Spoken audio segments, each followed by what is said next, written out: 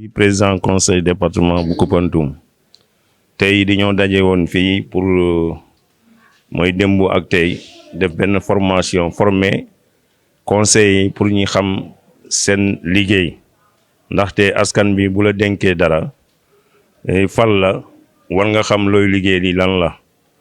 ñi moo tax ñi daje woon fii depuis démb woo waa ARD directeur ARD bu ngeen taxaw sama wet mooy Coulibaly ak agent de développement Mbodj vraiment ñi ñëw depuis démb defal ñi fi formation bu am solo ndaxte ñu fi ñëwoon ñëpp jëlee nañ fi xam-xam vraiment affaire territoriale naka lay doxee loolu nag ñi ngi siy sant Coulibaly bu baax a baax di ko ñaanal yàlla yokk martabaam ndaxte lu mu fi jàngale yëpp macha allah ñu bëri xamuñu ko woon même man mi président xaw ma ko woon waaye tey am nañ fi xam-xam bu nga xam ne ëllëg dañuy xam fan la ñuy teg suñu tànk di remercier encore bu baax sama secrétaire général nga xam ne liggéey bu muy liggéey ci conseil bi di remercier bu baax conseil yi ndaxte wax dëgg yàlla ñëpp déglu leen Coulibaly posé leen ay question jëlee leen fi ay xam-xam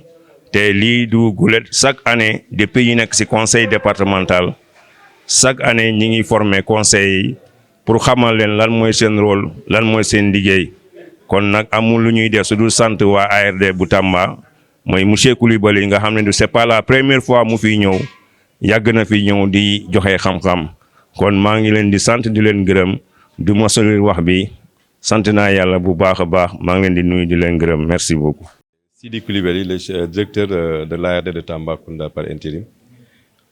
La venue à Koupentoum hier et aujourd'hui est motivée par l'invitation du président du conseil départemental, comme il est de coutume, chaque année avant de voter son budget, pour l'aider à faire un rappel pour le renforcement des capacités de ses collègues. Cette année, on a travaillé particulièrement sur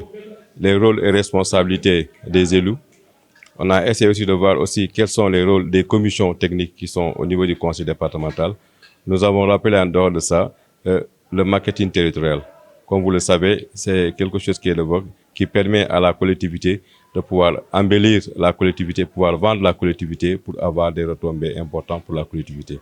Nous avons ajouté à cela aussi une formation sur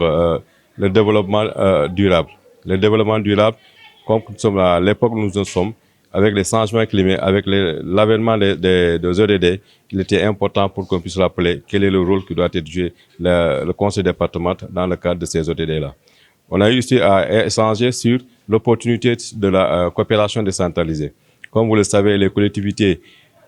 dont les ressources sont très faibles et proviennent essentiellement de l'État, mais aussi de quelques partenaires. C'est la raison pour laquelle on a jugé opportun de pouvoir intégrer la coopération décentralisée pour voir quels sont les rôles et responsabilités, quelle doit être la position de la collectivité pour pouvoir dénicher cette partie aussi, pour pouvoir avoir des entrées pour la collectivité, pour pouvoir faire beaucoup de réussite. Vraiment, sur cette base, je remercie une fois de plus le président du conseil départemental, M. Omar Sy, qui chaque année, il le fait, et ça, c'est heureux qu'on puisse venir les accompagner avec son secrétaire général qui n'a mélangé aucun effort pour la réussite. Je remercie aussi tous les participants qui ont été vraiment très dociles, qui ont participé, qui ont posé les questions qu'il faut et qui ont échangé. Comme on l'a dit, c'est un rappel, on a pu échanger. Et je pense vraiment que ça va être un impact important pour la collectivité et il y aura d'autres renforcements de capacité qui vont suivre. Et nous nous tenons prêts vraiment à accompagner la collectivité pour pouvoir réussir leur mission. Vraiment, je vous remercie.